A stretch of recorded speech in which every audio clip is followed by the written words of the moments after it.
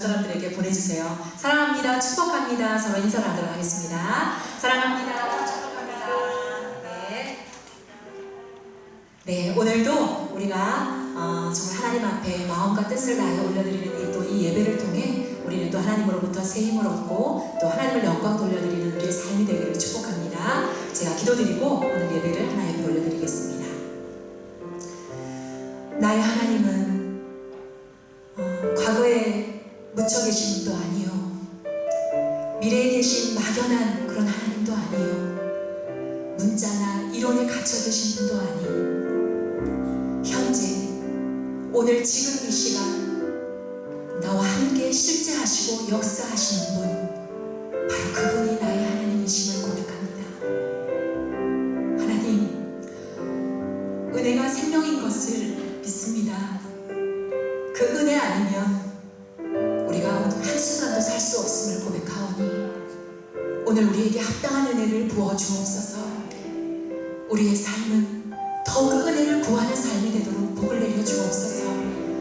오늘 이 모든 예배를 통해 모든 존귀와 감사와 영광 한 분 하나님만 높임을 받으시옵소서. 감사드리며 예수님의 이름으로 기도드렸습니다. 아멘. 우리 모두 자리에 일어나서 우리 박수를 치며 마음을 다해 주님을 찬양하겠습니다.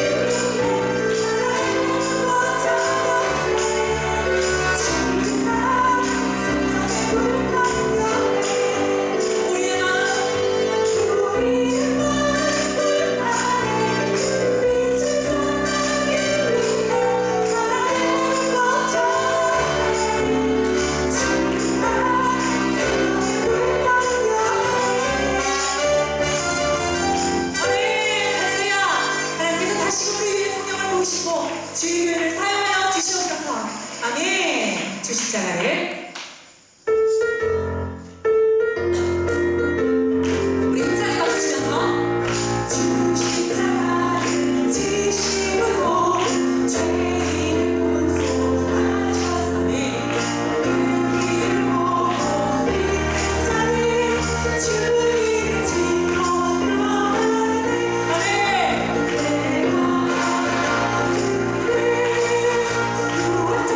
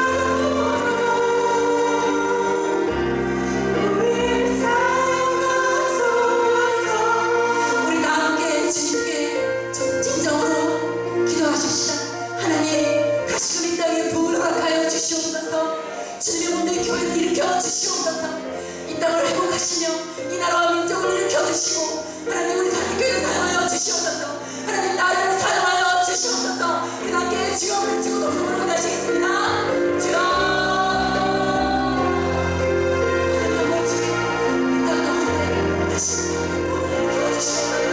주의 성령이 임하면 주의 성령이 임하면 주의 하나님 이 나라와 이 민족과 모든 것들이 하나님과 우리를 수 있습니다. 하나님 주의 문명 교회로 정말 주의 문명 교회가 오직 믿음으로 일어나서 하나님 이 나라와 이 민족과 이 땅을 하나님 고치겠습니다. 하나님 영광을 받아 주의 모습 교회가 되세요. 하나님 우리를 켜주시고 다시 우리에게 영광을 베푸시옵소서. 우리를 사용하여 주시옵소서. 하나님 나를 다시 한번 사용하여 주시옵소서. 하나님 우리를 원하시고 다시 하나님을 원하시고 우리를 쓰고 오늘 이 예배 가운데 오늘 이 시간 우리 가운데 역사하여 주시옵소서. 하나님 다시금 진정한 복을 주실 줄 믿습니다. 오늘 이 예배 가운데 임하시고 우리에게 다시금 힘을 하나님의 능력을 주의 성령을 우리 가운데 허락하여 주시옵소서. 오늘 예배를 위해 권순복 권사님 기도해 주시겠습니다.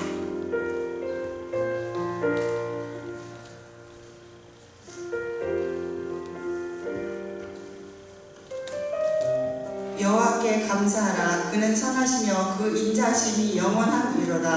아멘. 하나님 아버지, 죄의 종이었던 저희들을 불러내어 예수 십자가의 보혈로 씻어주시고 의의 종으로 살 수 있도록 은혜 베풀어 주심을 감사드립니다. 오늘도 그 은혜에 감사하여 함께 모여 예배드리오니 감사와 찬양을 받아 주옵소서. 하나님 아버지, 상반기 동안 교회에 베풀어 주신 하나님의 은혜에 감사드립니다. 코로나로부터 성도들을 지켜주시고 예배가 드려지게 하심을 감사드립니다. 또한 이번 맥주감사절 총동원주일에 많은 분들이 새로 오셔서 등록도 하시고 함께 예배드리게 하심을 감사드립니다. 이분들이 교회에 잘 정착하고 하나님을 뜨겁게 만나게 하옵소서. 더욱 전도가 활성화되어 어려운 상황 가운데서도 주께로 돌아오는 영혼들이 많아지게 하옵소서. 하나님 아버지, 전 세계가 코로나로 몸살을 앓고 있는 가운데 하나님의 은혜로 우리나라를 큰 위험으로부터 지켜주심을 감사드립니다. 더욱 방역을 철저히 하고 방역 수칙을 잘 지켜 더 이상 확산되지 않게 하시고 속히 코로나 백신과 치료제가 개발되어 전 세계에 고통받고 있는 사람들을 구해 주옵소서. 우리나라 대통령과 위정자들에게 지혜를 주셔서 하나님의 뜻에 합당한 정치를 하게 하시고 차별금지법 같은 악법이 통과되지 못하도록 막아주옵소서. 또한 경색된 남북관계가 풀어져 전쟁의 위험으로부터 벗어나게 하시고 복음으로 평화통일되게 하옵소서. 전세계 선교 현장의 선교사님들의 건강과 안전을 지켜주시고 교회 사명의 민족복음화 세계선교에 우리의 힘을 다하게 하옵소서. 오늘 단위에서 말씀 전하시는 담임 목사님, 날마다 성령으로 기름 부으사 성령의 능력으로 목회를 잘 인도하게 하시고 말씀의 능력을 7배나 더하사 구원과 치유와 회복과 변화의 역사가 일어나게 하옵소서. 모든 말씀 예수님의 이름으로 기도드렸습니다.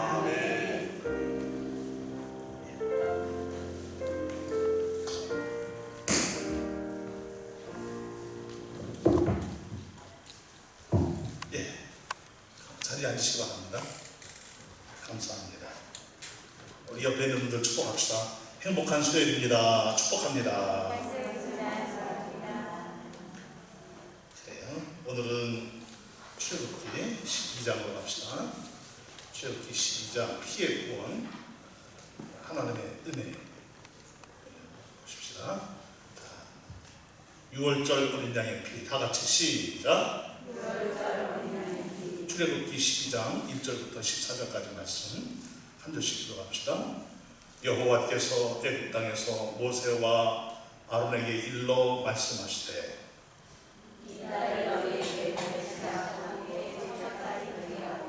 너희는 이스라엘 온 회중에게 말하여 이르라. 이달 열흘에 너희 각자가 어린 양을 취하였으니 각 가족대로 그 식구를 위하여 어린 양을 취하되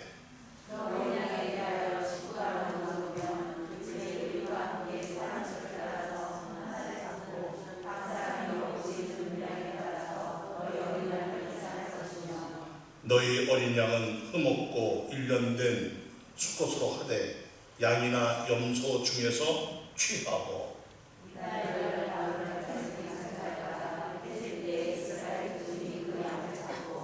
그 피를 양을 먹을 집 좌우 문설주와 임방에 바르고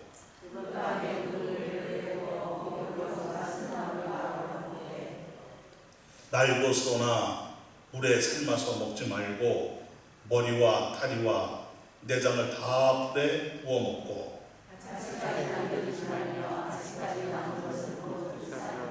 너희는 그것을 어떻게 먹을지니 이렇게 먹을지니 허리에 띠를 띠고 발에 신을 신고 손에 지팡이를 잡고 그 피 먹으라. 이것이 여호와의 유월절이니라.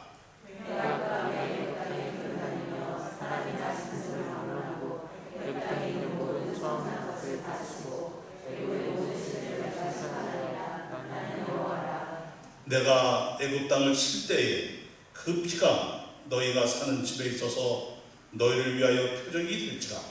내가 피를 볼 때 너희를 넘어가리니 재앙이 너희에게 내려 멸하지 아니하리라.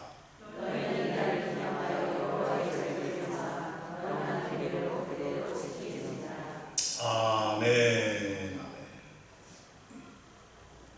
나는 누구인가? Who am I? 나는 누구인가? 자기가 누구인지를 알면 삶의 가치가 정해지는 것이지요. 이스라엘 백성들은 애굽이라는 나라에서 430년간을 지냈지만 그들은 애굽 땅에서 이 요셉을 알지 못하는 이민족이 쳐들어와서 이스라엘 백성들을 학대를 했습니다. 그때부터 이스라엘 백성들은 큰 고난과 고통을 당할 뿐만 아니라 인생의 괴로움이 이만저만이 아니었습니다. 그런데 문제가 있었는데 그 인생의 고난과 고통과 괴로움을 당하는 그 문제보다도 더 큰 문제가 있었습니다. 그것이 무엇입니까? 이스라엘 백성들은 아브라함 때부터 하나님의 언약의 백성으로 부름을 받았습니다. 하나님이 특별히 택한 족속입니다. 그런데 이들은 애굽 땅에 살면서 모든 가치, 문화, 삶의 패턴, 라이프 스타일 이런 것들이 다 애굽화 되어졌다는 거예요.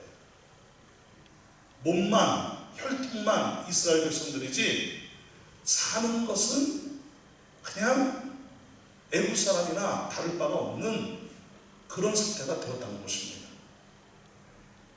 미국에 1.5세들 이민자들이 있습니다. 어려서 엄마 아빠를 따라서 미국으로 이민을 간 그 세대를 1.5세대라고 그러지요. 어려서는 한국말도 잘하고 한국 문화가 있었고 한국의 라이프 스타일이 있었는데 이들이 미국에 가서 생활을 하다 보니까 어느덧 한국화가 그들에게서 점점 사라지더니 나중에는 미국화 되어지는 거예요. 서양화 되어지는 거예요. 그래서 그들이 생각하는 가치, 라이프 스타일, 그들의 문화, 언어 이런 것까지도 다 뼛속까지 서양화 되어지는 그런 현상이 일어난 것이지요. 이스라엘 백성들이 어느덧 하나님으로 섬겨야 될 그런 백성들임에도 불구하고 하나님을 그저 애굽에 많은 신들이 있는데 그 많은 신들 중에 한 신으로 착각을 하는 그런 일이 발생을 한 것입니다. 세상의 신들은 다 인간이 만들어내었다 그랬죠. 인간이 자기 욕심, 안전의 욕구, 건강의 욕구, 평안의 욕구, 생존의 욕구, 또 인간의 탐심, 욕심 이런 것들이 자꾸 무엇을 만들어낸다는 것입니까? 신을 만들어내는 거예요. 그래서 그 신이 자기를 보호해 주시도록 수호신이 되어주도록 그래서 그 신을 자꾸 달랩니다. 그 신이 기뻐하는 그런 행동을 합니다. 그것이 셀레브레이션인데 축제를 하는 거예요.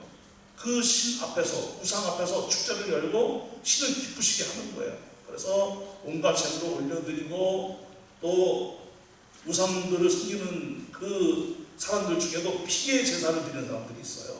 짐승을 잡아서 드리고 심지어는 사람까지 잡아서 드리고. 사람을 잡아요, 세상에. 인간을 잡는다 말이에요. 이러면서 자기들을 지켜달라는 거예요. 이 땅에서 잘 살게 해달라는 거예요.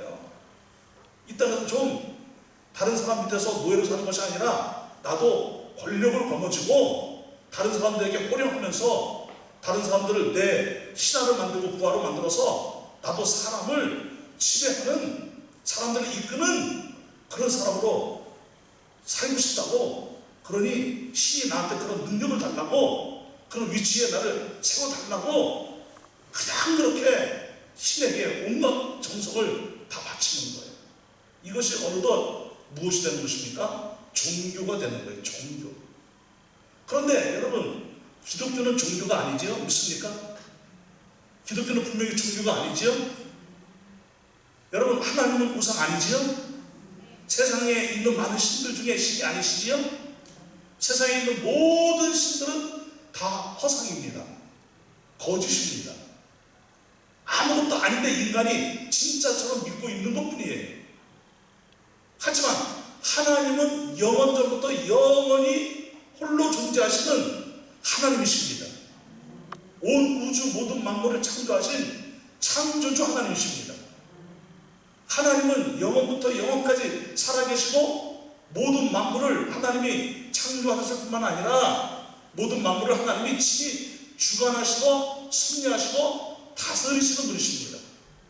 하나님의 통치는 선하고 아름답고 하나님의 통치는 언제나 위대하십니다. 그 하나님께서 인간에게 이 세상을 아름다운 하나님의 나라로 이루어가도록 문화사명을 주셨는데 태초에 지음받은 인간이 타락을 한 거예요. 죄를 범한 거예요. 그래서 인류가 번성하면 번성할수록 무엇도 함께 번성을 했을까요? 죄악도 함께 번성을 했습니다. 시간이 흐를수록, 역사가 흐를수록 인간의 죄악은 더 깊어지고 더 잔인해지고 더 악랄해지고 더 수법이 다양해지고 교묘해지고 이런 엄청난 죄의 번성이 일어나는 거예요. 하나님의 나라가 번성을 해야 되는데 하나님의 나라는 번성을 안 하고 죄의 나라가 번성하는 거예요. 사탄이 지배하고 통치하는 나라가 번성을 하는 거예요. 그런데 하나님은 인간들 중에서 하나님께서는 하나님이 기쁘신 뜻에 따라 택하셔서 그 백성들을 다시 회복시키셔서 영원히 하나님과 함께 할 계획을 세우신 것이죠. 그래서 그 민족 중에 한 민족이 누구냐? 이스라엘 민족이었던 거예요. 그리고 그 민족을 통해서 온 인류를 구원할 예수 그리스도가, 하나님의 아들이신 예수 그리스도가 이 땅에 오실 계획을 하나님이 이미 창세전부터 하나님은 그 계획을 세우시는 것입니다. 이것을 신의 작정이라고 하는 것입니다. 사랑하는 여러분, 우리는 하나님을 섬기되 정말 하나님을 바르게 섬기는 성도가 되시길 바랍니다. 하나님을 우상으로 착각하지 않기를 바랍니다. 하나님을 우상처럼 섬기는 일이 없게 되길 바랍니다. 하나님을 자판기처럼 섬기는 일이 없게 되길 바랍니다. 내가 요구하신 것이나 들어주고 그거 안 들어주면 하나님 없습니다. 하나님 나하고 무슨 문제 있어요? 이러고 소리치는 그런 사람들이 되지 않기를 바랍니다. 정말 하나님을 하나님답게 섬기는 우리 모두가 되어야 될 줄로 믿습니다. 이스라엘 백성들이 애굽에서 고통 중에 있을 때 하나님이 그 고통을 들으시고 그들의 고통을 아시고 그들을 구원하시려고 하나님께서 한 인물을 세우셨습니다. 모세라는 인물을 세우셨습니다. 그리고 아론을 붙여주셨습니다. 그리고 그들을 애굽의 바로에게 보내셨습니다. 그리고 바로에게 내 백성을 돌려다오 하고 그들에게 말을 하라는 거예요. 그런데 바로가 그것을 듣습니까? 안 듣지요? 왜냐하면 이 백성들이 나가면 산업이 무너지는 거예요. 경제가 무너지는 거예요. 사회 시스템이 무너지는 거예요. 그러니 놓아줄 리가 없지요. 지금 이 이스라엘 백성들이 미치는 영향이 대단하거든요. 이들이 3D 업종에서 그 힘든 일들을 다 해나가면서 그 경제의 한 부분을 딱 버티고 있는, 그 부분을 충당하고 있는 그런 사람들이거든요. 그런데 이들이 애굽에서 쫙 빠져나가 버리면 애굽의 경제가 어떻게 되겠어요? 애굽의 그 국력이 어떻게 되겠어요? 그러니 보내주기가 없죠. 이것은 뭐 웬만한 통치권자라고 한다고 하면 그 정도의 안목을 입는 것이죠. 바로가 안 보내주는 거예요. 그런데 하나님께서는 그 바로를 굴복시키기 위해서 어떻게 하십니까? 10가지 재앙을 내리시는 거예요. 그런데 재앙을 내리실 때마다 하나님이 하시는 이상한 일이 하나 있어요. 누구의 마음을 더 완악하게 하시는 것입니까? 바로의 마음을 더 완악하게 하시는 거예요. 바로의 마음이 더 폐역해지도록 하나님이 역사하시는 거예요. 이것은 하나님이 어떤 주문을 외워서 바로가 더 완악해지도록, 폐역해지도록 하셨다, 이것이 아니고 인간의 그 완악하고 인간의 그 타락한 것을 그대로 두셨다는 거예요. 하나님을 마음에 두기 싫어하는 그 상태를 그대로 두셨다는 거예요. 여러분, 인간이 하나님을 마음에 두기를 싫어하면 어떤 일이 일어날까요? 하나님의 역사가 눈앞에 펼쳐져도, 기적이 일어나도 하나님을 부인하는 거예요. 하나님을 대적하는 거예요. 이것이 타락한 인간의 본성입니다. 그런데 돌아와야 될 하나님의 백성들은 그런 사건들을 통해서, 세상에 돌아가는 현상들을 통해서 누가 살아계심을 인정하도록 하시는 것입니까? 하나님이 살아계심이 인정되어지도록 성령님께서 역사하시는 거예요. 오늘날 우리는 이 코로나 바이러스로 인해서 한 번도 겪어보지 못했던 시대를 우리가 지금 살고 있습니다. 그런데 우리는 이 코로나 바이러스의 이런 시대 속에서 우리는 누구에 대해서 눈이 더욱 떠지는 것입니까? 하나님에 대하여 더욱 눈이 떠지는 거예요. 그래서 우리들은 더 세상을 영적으로 분별하고 하나님을 더 진정으로 예배하는 예배자들이 되는 것이고, 우리의 삶은 더 주의 백성으로 경건의 능력을 갖추고 세상을 이기는 승부로 나가는 역사가 일어나는 거예요. 그러니까 어떤 사건이 있을 때 그것이 평범하든 그것이 큰일이든 작은 일이든 어떤 상황에서도 하나님을 부인하는 사람들은 계속 하나님으로부터 멀어지는 것이고, 하나님의 백성들은 계속해서 하나님께로 더 가까이 나아오는 거예요. 여러분, 이런 때에 우리들은 더욱 하나님께로 가까이 나오는, 하나님에 대하여 더욱더 눈이 떠지는 주의 백성으로 나아가야 될 줄로 믿습니다. 저 강남에 어떤 큰 교회가 있었습니다. 지금도 있습니다. 2,000명이 모이는 교회인데 200명으로 줄었대요. 뭐 비단 그 교회뿐만 아닙니다. 특별히 대형 교회들은 더 많은 성도들이 줄어드는 것이지요. 이 어려운 때에. 그런데 어떤 사람들은 정말 이 어려운 때일수록 더 성령 충만하고 더 하나님께 간절히 예배를 사모하고 더 하나님을 향한 그 열정적 영성이 살아나고 영감 있는 예배가 드려지고 하나님께 더 가까이 나오는 역사가 나오는 것입니다. 어떤 기독교 기관에서 리서치를 했습니다. 청년들을 대상으로 리서치를 했습니다. 이 어려운 때에 여러분들에게 일어난 변화는 무엇입니까? 5가지 정도로 요약을 해서 이제 동영상에도 아마 그것이 이제 있는 것 같은데, 유튜브에 보면 나온 것 같은데, 거기에 보니까 예배가 얼마나 소중한지를 예전에 미처 몰랐다는 것이에요. 청년들이 예배의 소중함에 대해서 눈이 떠졌다는 거예요. 그리고 또 하나는 교회 안에서의 모임이 소그룹 모임이든 대그룹 모임이든 이 교회 안에서 성도들이 모여서 교제한다는 것이 얼마나 큰 은혜인지를 예전에는 미처 몰랐다는 거예요. 그리고 자유롭게 교회를 다니고 자유롭게 언제든지 교회에 올 수 있다는 것이 얼마나 큰 은혜였는지에 그것에 대해서 예전에 미처 몰랐었는데, 이 코로나 바이러스, 이 팬데믹 상황 속에서 그런 것들이 다 회복이 되어졌다는 거예요. 그러면 그 모든 청년들이 다 그렇게 회복이 되어졌느냐? 그렇지 않다는 것이죠. 그렇게 회복되어진 청년들은 불과 20%, 30%에 불과하다는 거예요. 나머지들은 어떻게 되었다는 거예요, 그럼?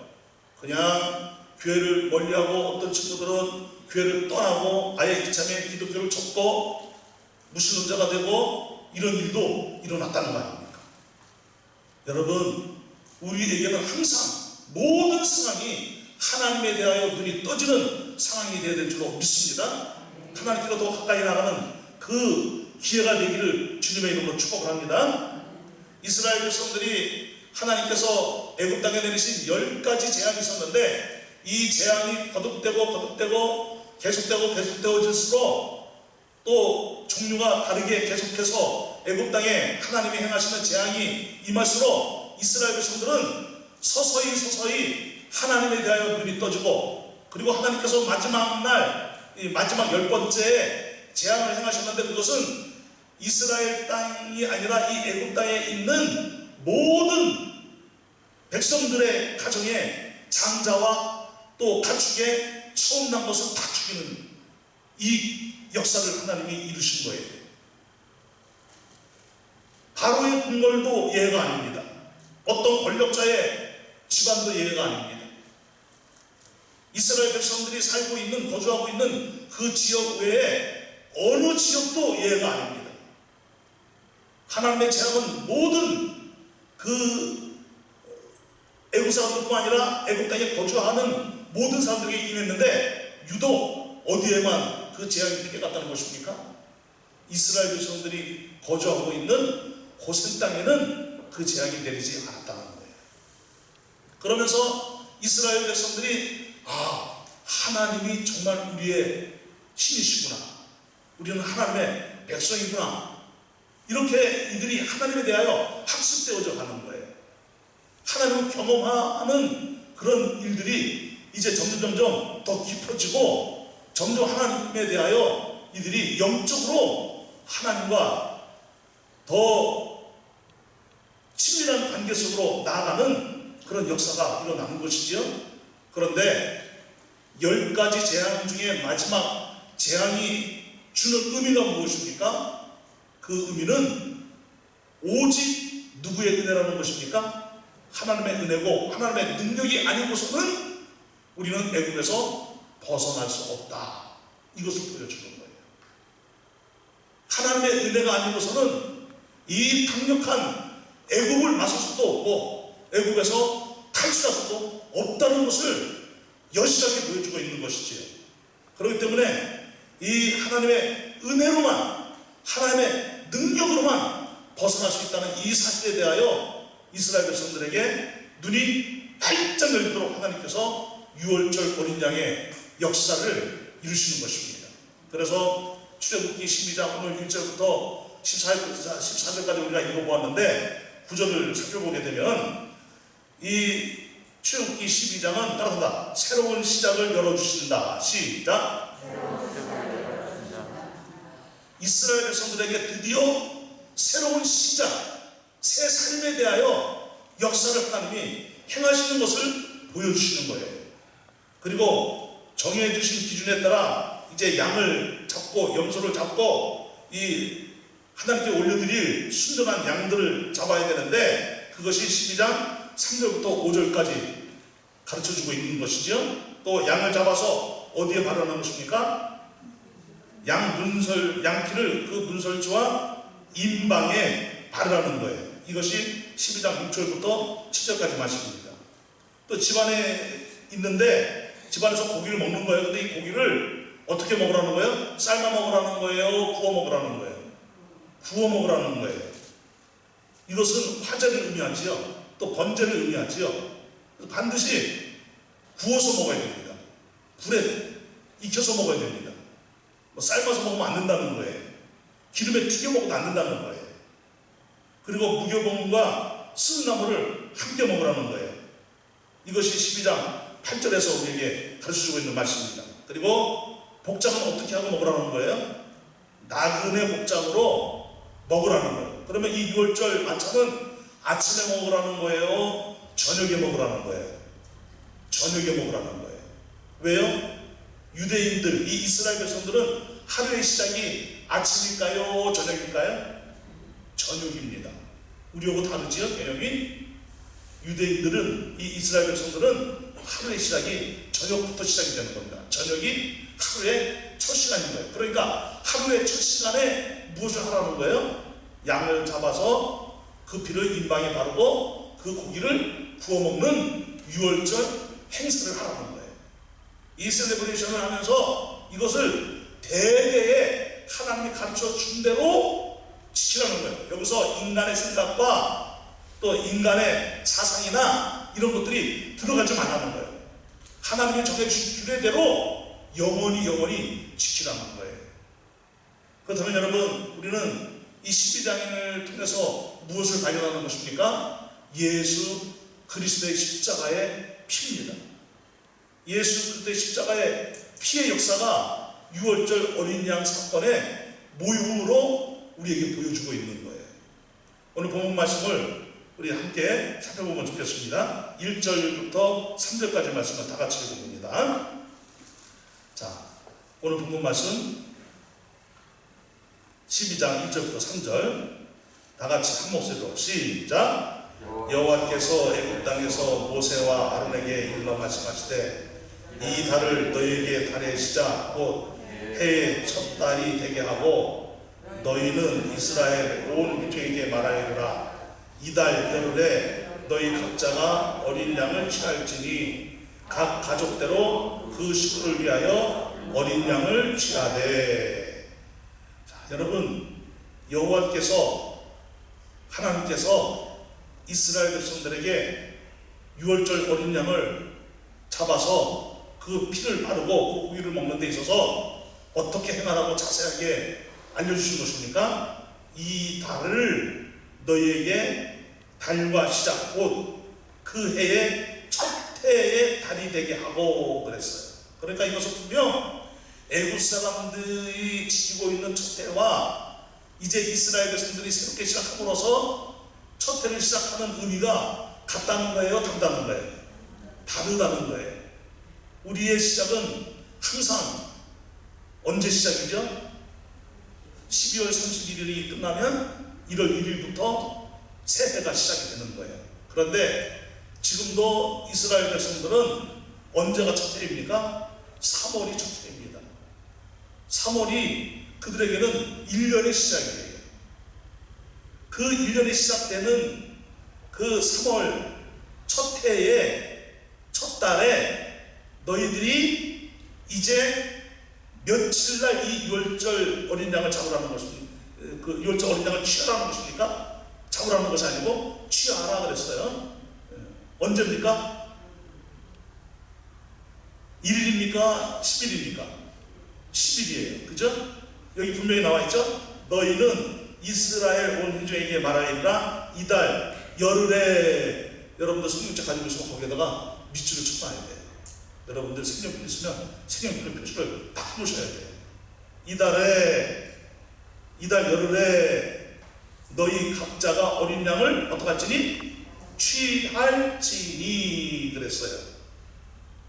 그 어린 양에 대하여 식구가 너무 적으면 그 집 이웃과 함께 사람의 수를 따라서 하나를 취하여 각 사람이 먹을 수 있는 분량에 따라서 너희 어린 양을 어떡할 것이며?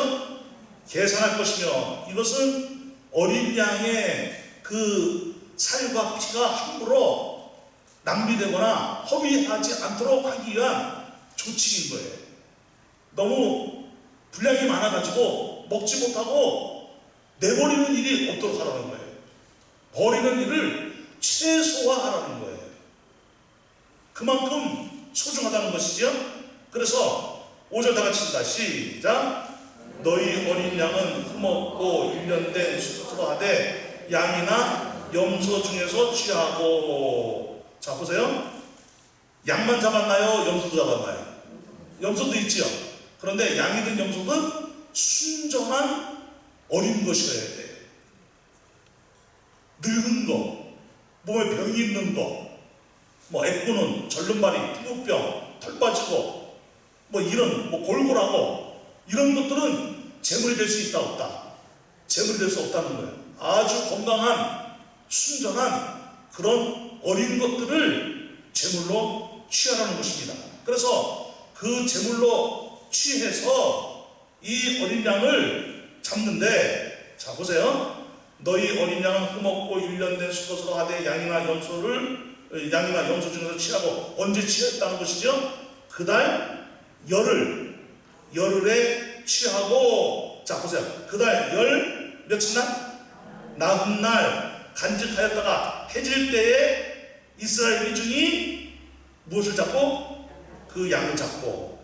물론 염소도 잡고 그 양을 잡아서 그 피를 어디에 바르고 그 집 좌우 문설주와 임방에 바르고, 그러니까는 이 사이드 문 틀 사이드와 문 위에 그리고 문 아래 그 모든 전체 이 문 틀을 가지고 있는 문 틀을 전체에 무엇을 바르는 거예요? 다 양의 피를, 이 짐승의 이 피를 바르는 거예요. 여러분, 닭 피 돼요? 안 돼요? 안 됩니다. 네. 강아지 피도 안 됩니다. 돼지 피도 안 됩니다. 하나님이 지정해 주신 제물의 피만 유효한 거예요. 자, 그런데 여기서 우리가 왜 이 날짜가 중요하냐 하면은, 예수님이 십자가에 달려 죽으실 때에 이스라엘 백성들은 그때 어느 절기 시기였습니까? 6월절 절기를 지키는 시기였지요? 그런데 예수님이 예루살렘에 언제 입성하셨습니까? 자, 월, 화, 수, 목, 금 이렇게 치면은 예수님이 언제 입성하셨습니까? 월요일이나 아니면 주일이나, 보통 이제 이렇게 우리가 이제 생각하죠. 보통 이제 종료 주일, 그래서 이제 주일로 이제 봅니다. 그러면 예수님이 금요일에 십자가에 이제 못 박혀 이제 죽으셨으니까 금요일 오전 아침 9시경에 예수님이 십자가에 이제 못 박히시고 그리고 이제 오후 3시에 이제 예수님이 운명을 하셨으니까 열흘과 열나흘 사이는 며칠이, 여러분 그 며칠이 기간인 거예요. 며칠이 흐르는 거예요. 열흘부터 시작합니다. 열흘부터. 열흘, 하루, 이틀, 사흘, 며칠, 나흘. 그럼 며칠이에요? 닷새, 그죠? 닷새. 주일, 월요일, 화요일, 수요일, 목요일. 여러분, 예수님이 굳이 이 6월절을 지키는 그 5일 전에 예루살렘에 입성하신 이유가 무엇이었을까요? 예수님이 자신을 무엇으로 내어주는 거예요? 제물로 내어주는 거예요. 그러면 죄인된 인간은 예수님을 무엇으로 취하는 거예요? 어린 양으로 취하는 거예요. 제물로 예수님을 취해서 예수님을 어디에 못 박은 거예요? 십자가에 못 박은 것이죠? 여러분, 물론 우리는 사도신경을 고백을 할 때 빌라도 본드에게 고난을 받아서 십자가에 못 박혀 죽으시고 했지만, 성경은 로마서나 어디에도 보면은 예수님을 십자가에 못 박은 장본인이 누구라는 거예요. 누구 때문에 예수님이 십자가에 못 박혀 피 흘려 죽으셨다는 거예요. 누구 때문이죠? 목사님 때문이에요. 장로님 때문이에요. 누구 때문이에요? 우리들 때문에. 나의 죄 때문에. 그러면 예수님이 십자가에 못 박은 장본인은 누구야? 나예요. 내가 죽어야 되는데 누가 죽으신 거예요? 예수님이 죽으신 거예요. 우리는 내가 죽어야 되는데 예수님이 십자가에 못 박아 죽게 하신 거예요. 이스라엘 백성들이 자신들이 죄를 범하면 자신들의 죄를 용서받고 다시 하나님과 친밀해지고 화목해지기 위해서 하나님이 무엇을 하라고 했습니까? 번제를 드리고 화목제를 드리고, 그래서 제물을 취해서 그 제물을 잡고 그 피를 어디에 뿌리고? 제단에 뿌리고 죄 용서를 받고, 그리고 누구와 화목해지라는 거예요? 하나님과 화목해지고, 또 누구와 화목해지라는 거예요? 너희 백성들과 화목해지라는 거예요.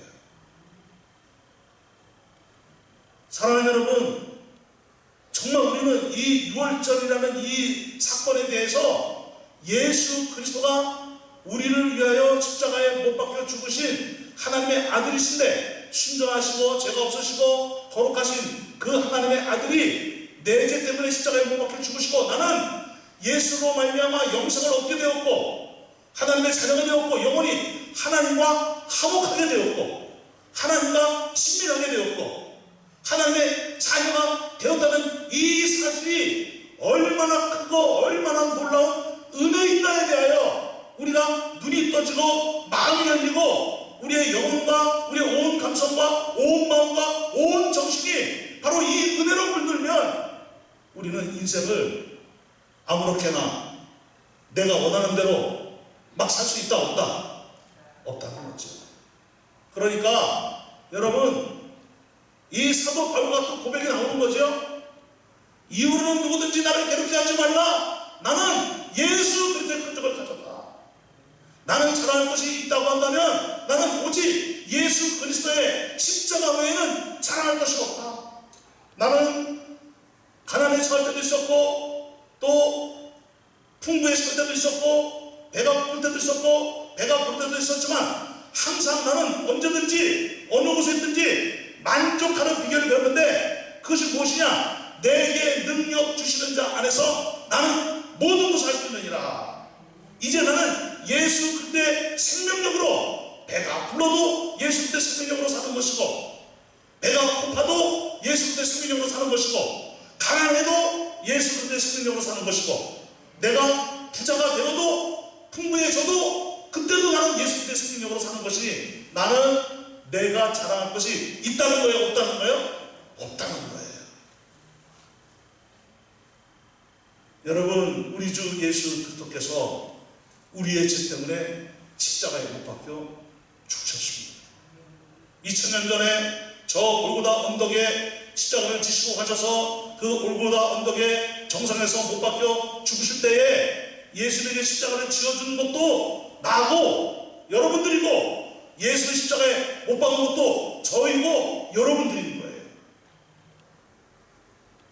내가 죽고 하나님의 심판을 받고 영원히 저 죄의 형벌을 받고 영원히 저 지옥에서 영원히 고통을 당해야 되고 괴로워해야 되는데 여러분 하나님의 은혜를 베푸신 거예요. 하나님의 능력으로 우리를 구원해 주신 거예요. 이스라엘 백성들이 아무리 애국 땅에 뭐 10가지, 100가지, 1000가지, 10,000가지의 재앙을 내려도 이스라엘 백성들은 스스로 그 땅에서 나올 수 있는 능력이 없는 거예요. 하나님의 능력이 임해서 오직 하나님의 은혜로 그들은 그 애국 땅에서 고통의 땅에서 괴로움의 땅에서 죽음의 땅에서 억압의 땅에서 해방될 수 있었던 것입니다. 우리는 지난주에 설교 말씀을 기억을 하고 있을 것입니다. 우리 주 예수 그리스도 안에서 이 생명의 법이 죄와 사망의 법에서 너희를 어떻게 하였느니라? 해방하였느니라. 믿습니까? 여러분 이것이 웬 은혜이냔 말이에요. 놀라운 은혜예요. 우리 장로님 보고 기업행 전사님 여기 쫙 고정시켜놨어요? 네. 그 두 분 잠깐 좀 도와주실래요? 자꾸 올라오세요. 위로. 네. 여성분들이 올라오면 더 좋을 수도 있는데 김우표 전사님은 그냥 거기 있어요. 우리 저기 진묘 권사님 올라오세요. 네. 진묘 권사님 오고 우리 또 남편 되시는 우리 송 장로님 오늘 저희들에게 조율 좀 주세요. 네. 올라와 주시기 바랍니다. 카메라를 잘 잡아주셔야 돼요. 이게 얼마나 놀라운 은혜인지 여러분 눈이 번쩍 떠주시기 바랍니다. 정말 여러분들이 오늘 막 가슴 막 떨리도록 온 몸이 막 예수 그리스도로 말미암아 막 한 분이 되어지도록 여러분들이 막 전율을 느끼는 그런 은혜의 시간이 되기를 주의 이름으로 축복합니다. 보세요. 우리 장모님이 딱 뒤에 없어요. 뒤에 딱 올라갔어요. 자, 보세요. 우리 장모님 훌륭하시죠? 대답들이 어떻게 우리 장모님 훌륭하시죠? 장모님이 지금 정년퇴직하시고 더 바쁘셔요. 뭐 교도소로, 뭐 저기 또 군부대로, 뭐 또 무슨 뭐 시니어 선배, 시니어 선교대로 참 많이 섬기시면서 다니시고 있습니다. 정말 여러분들도 노후에 이런 역사가 있기를 축복합니다. 네. 아멘들 안 하시는 분이요. 자, 그런데 이제 장모님이 예수를 이제 안 믿는단 말이에요. 예를 들어서 안 믿어요. 아직 성도가 아니에요. 최선을 잘 따라가고 있어요. 지금 이제 이렇게 다녀보세요. 카메라로 비춰주세요. 항상 장모님을 따라가는 법이 있어요. 그 법이 무엇일까요? 죄와 사망의 법이에요. 아, 인자하신데, 훌륭한 성인 분자 같으신데, 법이 없어도 살 사람 없으신데, 그래서 이렇게 오세요. 성공했어요. 출세했어요. 자녀도 잘 키웠어요. 부모님께 우리 또 장모님이 효자 중에 효자시죠. 우리 또 권사님은 효부 중에 효부셔요. 그런데 항상 우리 장모님을 따라다니는 게 뭐예요? 예수 믿기 전에는 항상 무엇이 따라다녔어요? 죄와 사망의 법 아래 있었단 말입니다. 죄와 사망이 따라다니니까 항상 죄와 사망의 법 아래 있기 때문에 죽는 거예요, 안 죽는 거예요? 죽고 심판당하고. 믿습니까? 아멘.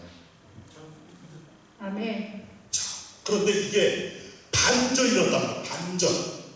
이제 바꾸세요. 이제.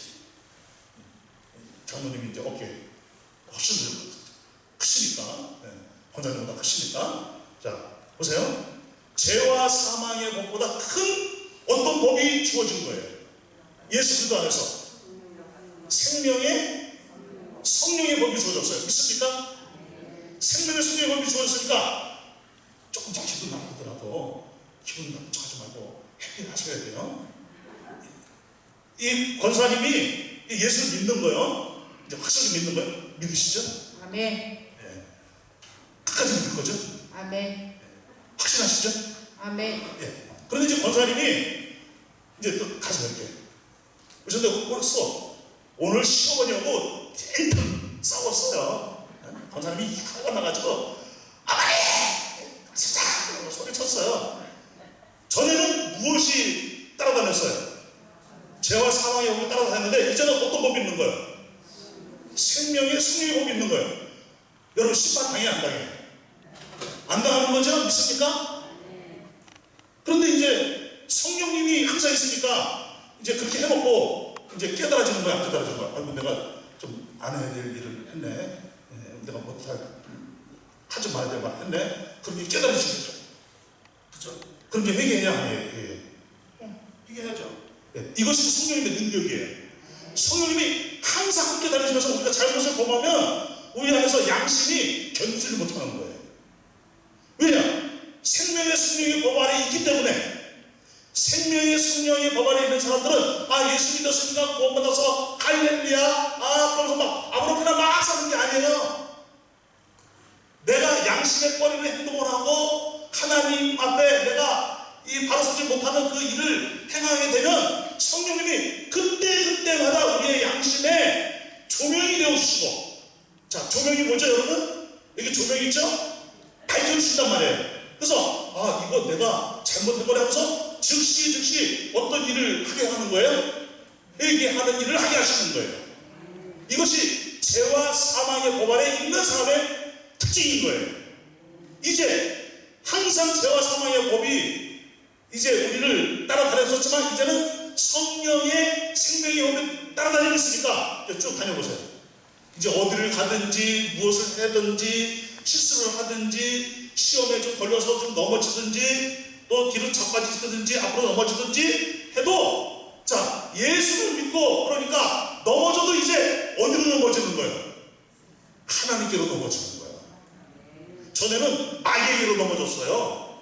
이제는 생명의 성령의 법이 함께 하니까 언제나 그 하나님이 함께 하시는 은혜가 있기 때문에, 하나님의 능력이 있기 때문에 영생을 잃어버려요, 안 잃어버려요? 구원을 잃어버려요, 안 잃어버려요? 하나님의 자녀된 그 권세가 취소가 되는 거예요, 안 되는 거예요? 안 되는 거죠? 여러분, 이것이 은혜예요. 믿습니까? 죄와 사망의 법이 아니라 이제는 생명의 성령의 법이 항상 우리를 따라다니는 거예요. 은혜지요? 은혜지요? 그러면 우리는 여러분 이제 어떻게 인생을 살아야 됩니까? 하나님 나라 갇혀 사는 거예요. 하나님이 기뻐하시는 그 삶을 우리는 살아야 될 줄 믿습니다. 두 분 수고해 주셔서 감사합니다. 박수 드리고 보내주시기 바랍니다.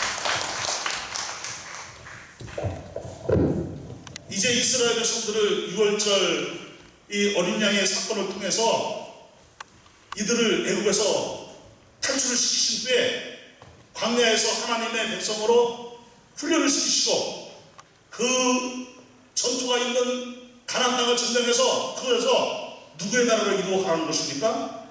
하나님의 나라를 이루어 가라는 거예요. 여러분, 우리는 이 땅에 살아가면서 그래서 어떤 영적 전투를 우리가 맞닥뜨린다 할지라도 생명의 성령의 법이 함께하는 주의 백성들이기 때문에 우리는 승리하는 백성으로 나아갈 줄로 믿습니다. 인생을 살다 보면 어려운 위기가 찾아오지요. 어떤 것은 내가 어떤 잘못한 것과 상관없이 내 잘못이 아니에요. 그런데 내 잘못한 것과 상관없이 큰 위기가 밀려올 수 있어요. 국가의 이 통수권자들이 그리고 이 국가의 정치인들이 이 국가의 정부가 정책을 잘못하면 누가 어려움을 당합니까? 백성들이 어려움을 당하죠. 백성들 중에도 특별히 또 누가 더 어려움을 당합니까? 서민들이 어려움을 당해요. 이거는 내가 잘못한 거 아니에요. 나는 신앙생활 잘하고 나는 믿음 생활도 잘하고 교회도 잘 섬기고 충성하고 헌신하고 있는데도 국가의 정부 정책이 실패해서 백성들이 어려워지고 실업률이 높아지고 물가가 상승하고 집값이 막 천정부지로 치솟고 너무 어려운 거예요. 그런데 이런 상황 속에서도 하나님의 백성들은 생명의 성령의 법 아래 있는 거예요.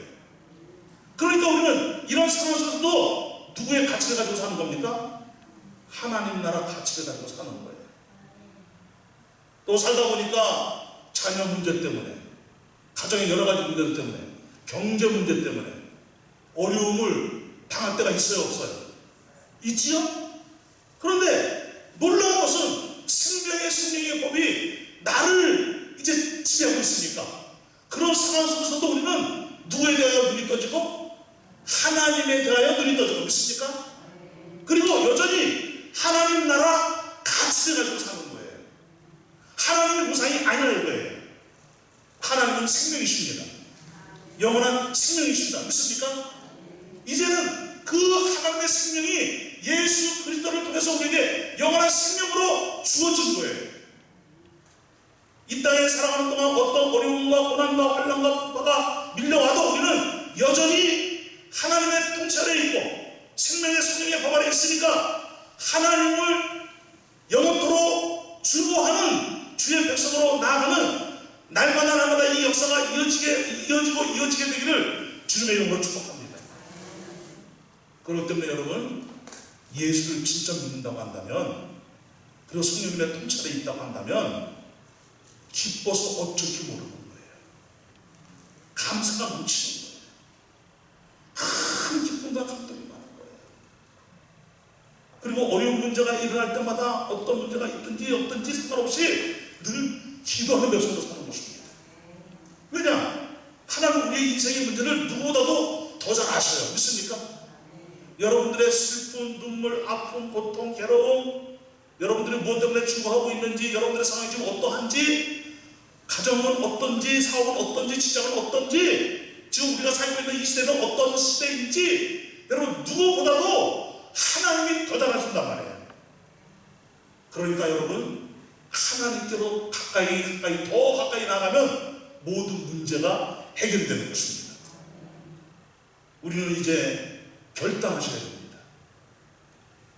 예수 그리스도로 말미암아 구원받아 하나님의 자녀가 된 사람들은 분명 교회입니다. 오늘 찬송도 보니까 교회에 대한 찬송을 불렀습니다. 여러분, 저와 여러분들이 교회입니다. 교회는 예수 그리스도의 몸입니다. 교회는 구원받은 성도들의 공동체입니다. 믿습니까?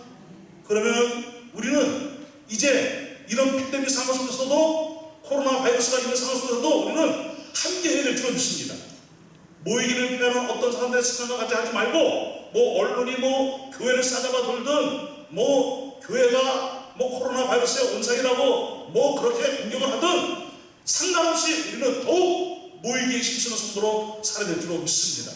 서로 교제하며 격려하며 이 어려운 때를 함께 헤치고 나가도록 서로 응원해주고 힘이 되어줘야 될 줄 믿습니다.